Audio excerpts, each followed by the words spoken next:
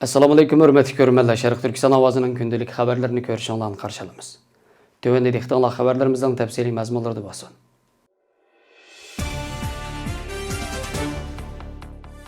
16 may kuni Turkiyaning 71 viloyatining advokatlar jamiyati birlashma bayonot e'lon qilib, butun dunyoni Xitoyning Uyg'urlar qaratgan sistemalik bostirish jinoyatini to'sishga chaqirgan. Birlashma chaqiriqda 1949-yildan boshlab Xitoyning boshqarishida bo'lgan Sharq Turkistondagi kishilik huquq tafsirlanchiligi ularning hayotining har qaysi taraflarida davomli mavjud bo'lib turayotganligini, Xitoy Sharq Turkistondagi yerli xalqdan qutulish uchun yo'l qo'ygan va 2018-yil sun'iy amroqdan tortilgan suratlar va guvohlik so'zlari orqali isbotlangandan keyin e'tirof qilishga majbur bo'lgan jazo lagerlaridan iborat bu jinoyatini va jinoyatchilarni yoshirish uchun buning kasbiy tarbiyalash markazi ekanligini qabul qildirishga uringanligi. Bu orqali Uyg'urlarni terrorlik, ochqunlik, bo'lginchilikdan qutqizganligi haqida jar solganligi, bir millat va diniy e'tiqodni yo'qotishni maqsad qilgan sistemalik harakatlarning mavjudligini, bu qilmishlarning insoniyatga qarshi jinoyatga tava ekanligi inkor qilib bo'lmaydigan pakt ekanligini bildirib, 2017-yil mart oyidan boshlab Xitoy atalmish ochqunlikqa qarshi turish nizom nomini yo'l qo'yib, Sharq Turkistondagi jazo lageri qamalgan Uyg'urlarning sonining tez suratda ko'payganligi, soqol qo'yish, chumbal yoki ro'mol taqash, duo tilovat qilish, ro'za tutish, aroq ichmaslik qatorliq ish harakatlarni, islom yoki Uyg'ur madaniyatiga aloqador har qanday kitob materiallarni ochqunlik deb qaraganligi, chet eldagilar bilan normal aloqada bo'lgan kishilarning ziyonkashlikka uchraganligi ta'kidlangan.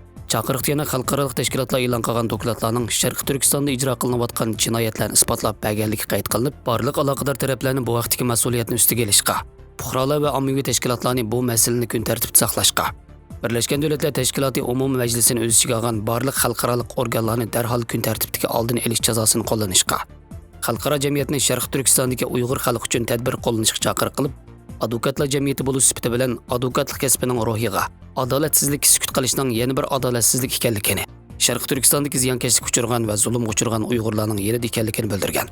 Turk Ma'rif birlashmasining Adiyaman Gulbashi raisi Mahmud Yetishgan bu haqda sukut qilgan boshqa advokatlar jamiyatiga kuchli inkos qaytirib, Anqara advokatlar jamiyatining Xitoyning Sharq Turkistondagi bostirishiga qarshi chaqiriqiga bosh bo'lib, 71 viloyatning advokatlar jamiyatini qo'llaganligi, ammo Adiyamanni o'z ichiga olgan bir qism advokatlar jamiyatining buni qo'llamaganligini ayblagan.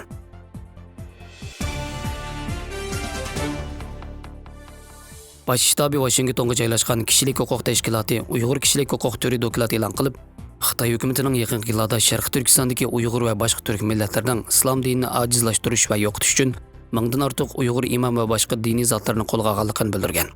Mazkur dokladni yozuvchi Uyg'ur kishilik huquq turini tashabbus qilish va aloqa turining yuqori darajalik boshqaruvchisi Peter Erwin dokladning asosiy mazmunini tunishtirgan bo'lib, o'zlarining qo'lga olingan yoki turmaga tashlangan minglagan Uyg'ur imomlarining sonliq ma'lumot omborini tuzib chiqqanligini, ularning ko'pinchisining Uyg'ur ekanligini, ba'zilarining qattiq nazarband qilinganligini, ba'zilarini qo'yib berganligini, 18 imomning turma va qamoqda qaytish qilganligini, bu minglagan imomlar ichida taxminan 40% kishining turmaga solinganligi, taxminan 30% kishining jazosi to'g'risida uchurlar borligini, bu kishilar ichida 96% kishining 5 yildan ortiq muddatli qamoq jazosiga hukm qilinganligini, ularning 4dan biri 20 yildan yuqori muddatli qamoq jazosiga hukm qilinganligini bildirgan.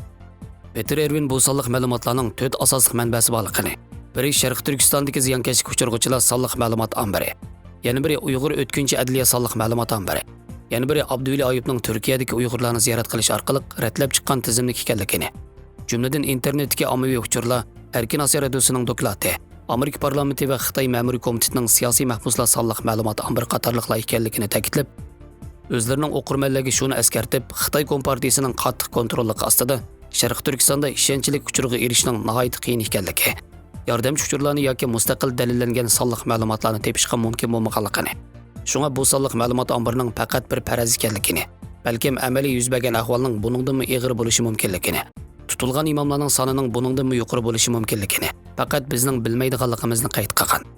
Oxirida diniy xodimlarning Xitoy hukumati tomonidan ziyonkashlikka uchrashi, ziyolilarning ziyonkashlikka o'xshash mohiyatga ega ekanligini, o'zlarining bu tadqiqot natijalaridan chiqqan yakunlar bo'lsa, Xitoy hukumatining Uyg'urlar orasidagi diniy e'tiqod, bilimlarga varislik qilishni avlodma-avlod to'smoqchi bo'layotganligi, ularning amaliyotda faqat bir avlod Uyg'urlar diniy faoliyatlarini oxirlashtirmoqchi bo'layotganligini, shundaqla Xitoy yana Uyg'ur madaniyatiga, Uyg'urlarning kimligini ifodalaydigan barliq shaylarni yo'qotayotganligini, ularni turmaga tashlash Xitoyning Uyg'urlarni texnik assimilyatsiya qilishlik yo'llarining biri ekanligini, Uyg'urni assimilyatsiya qilish yaqin yillardan buyon Xitoy hukumatining asosliq nishoni bo'lib kelganligini ta'kidlagan.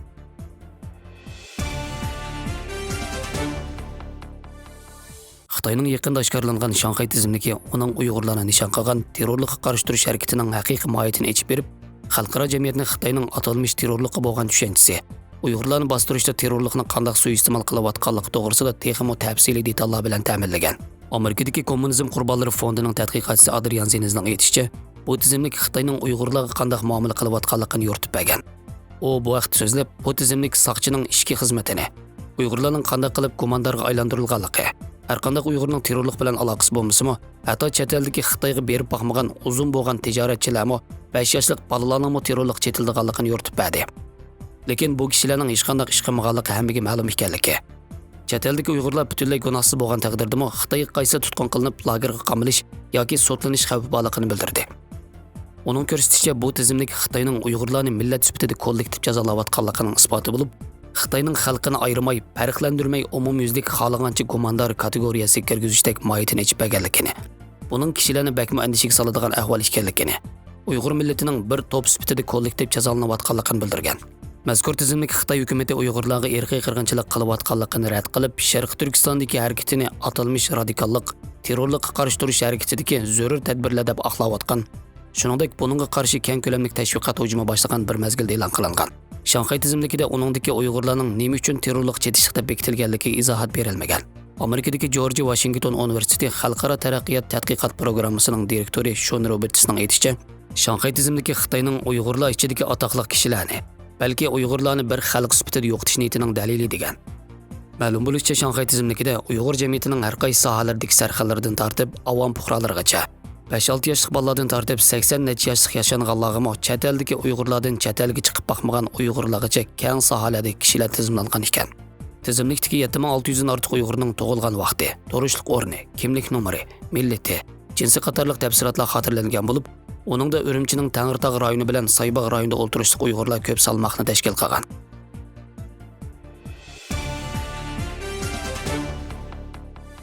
Ba'zi kishilarning tamsazguz kuchlik bo'lg'achqa tomoqlarni tuzliqroq iste'mol qilishga odatlangan. Buni ularning iste'mol odati keltirib chiqargan. Tuzni ko'p iste'mol qilganda odamni xumor qiladi. Bu tuz iste'mol qilishning xatarini yanada o'rlitib etadi. Mutaxassislarning ko'rsatishicha, tuzning iste'mol miqdori oshib ketganda osonlik qon besimi qatorliq osti xarakterli kasalliklarni keltirib chiqardi ekan. Shunga odam bir kunda iste'mol qilgan tuzning miqdori 6 grammdan oshib ketmasligi, tuzliq yemeklarni yoqtirib iste'mol qiladiganlar tuzliq yemekliklarga nisbatan o'zini kontrol qila olmaydi ekan. Sababi bo'lsa, tuzni ko'p iste'mol qilganda dopaminning qo'yib berilishi ilgari surilib, odamda xo'shallik hissiyoti paydo qilib, nikotin va spirtga o'xshash odamni xumor qildi ekan. Mutaxassislar shunday taklif beradiki, tuzni ko'p iste'mol qilishdan saqlanmoqchi bo'lsa, bir kunlik 3 vaqt tomoqda har vaqtlik tomoqda ishlatilgan tuz miqdorining 1 grammdan tuvan bo'lishiga kafolatlik qila olsa, 2 haftadan keyin tuzsiz tomoqqa ko'nib qoladi ekan.